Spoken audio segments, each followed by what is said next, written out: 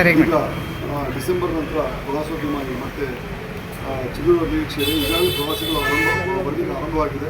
ದೇಶ ವಿದೇಶಗಳ ಪ್ರವಾಸಿಗರು ಇಲ್ಲಿಯ ಪ್ರವಾಸಿ ತಾಣಗಳಿಗೆ ಬರ್ತಾ ಇದ್ದಾರೆ. ಆದರೆ ಮುಖ್ಯವಾಗಿ ತೊಂದರೆ ಆಗ್ತಾ ಇರೋದಂದರೆ ಕೆಲವು ಮೂಲಭೂತ ಸೌಕರ್ಯಗಳ ತೊಂದರೆ ಆಗ್ತಾ ಇದೆ. ಅಂದರೆ ರಸ್ತೆಗಳ ಸರಿ ಇಲ್ಲದೆ ಇರೋದು, ಪ್ರವಾಸಿಗರಿಗೆ ಅದರಿಂದ ಒಂದು ಕೆಟ್ಟ ಅನುಭವ ಮತ್ತು ಅದರಿಂದ ಕೆಲವು ಸರಿ ಈ ರಸ್ತೆ ಅಪಘಾತಗಳು ಇಂಥವೆಲ್ಲ ಸಣ್ಣ ಪುಟ್ಟ ನಡೀತಾ ಇರೋದ್ರಿಂದ ಅದರಿಂದ ಹೆಸರು ಕೆಡ್ತಾ ಇದೆ. ಹಾಗಾಗಿ ರಸ್ತೆಗಳ ಗುಂಡಿಗಳನ್ನು ಮುಚ್ಚಬೇಕು. ಈಗ ವಾಟರ್ ಸ್ಪೋರ್ಟ್ಸ್ಗಳು ನಡೀತಾ ಇದೆ ಮತ್ತು ಬೇರೆ ಬೇರೆ ರೀತಿಯಲ್ಲಿ ಪ್ರವಾಸೋದ್ಯಮ ಚಟುವಟಿಕೆಗಳು ಈಗ ಆರಂಭವಾಗಿದ್ದಾವೆ. ತುಂಬ ಸಂತೋಷದ ವಿಷಯ. ಯಾಕಂದರೆ ಇಲ್ಲಿ ಬೇರೆ ಬೇರೆ ಇಂಡಸ್ಟ್ರಿಗಳು ಇಲ್ಲದೆ ಇರೋದ್ರಿಂದ ಇಲ್ಲಿ ಪ್ರವಾಸೋದ್ಯಮವೇ ನಮ್ಮ ಉತ್ತರ ಕನ್ನಡದ ಜನರಿಗೆ ಮುಖ್ಯ ಒಂದು ಇದಾಗಿದೆ.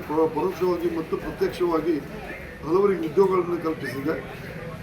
ಹಾಗಾಗಿ ಈ ಮೂಲಭೂತ ಸೌಕರ್ಯಗಳ ರಸ್ತೆ, ಶುದ್ಧವಾದ ನೀರುಗಳು ಮತ್ತು ಜನರಿಗೆ ಅಲ್ಲಿ ಇರಲಿಕ್ಕೆ ಸೆಕ್ಯೂರಿಟಿ ಇಂಥವನ್ನೆಲ್ಲ ಮಾಡಬೇಕು. ಅದಕ್ಕಿಂತ ಮುಖ್ಯವಾಗಿ ಬೀಚ್ಗಳಲ್ಲಿ ಬೆಳಕಿನ ವ್ಯವಸ್ಥೆ ಮಾಡಬೇಕು. ಕಾರವಾರ ಬೀಚು ನಮ್ಮ ಜಿಲ್ಲಾಧಿಕಾರಿಗಳ ಕಚೇರಿ ಮುಂದೆ ಇದೆ. 7 ಗಂಟೆ ಆದ ನಂತರ ಅಲ್ಲಿ ಹೋಗಲಿಕ್ಕೆ ಹೆದರಬೇಕು ಅಂಥ ಒಂದು ಪರಿಸ್ಥಿತಿ.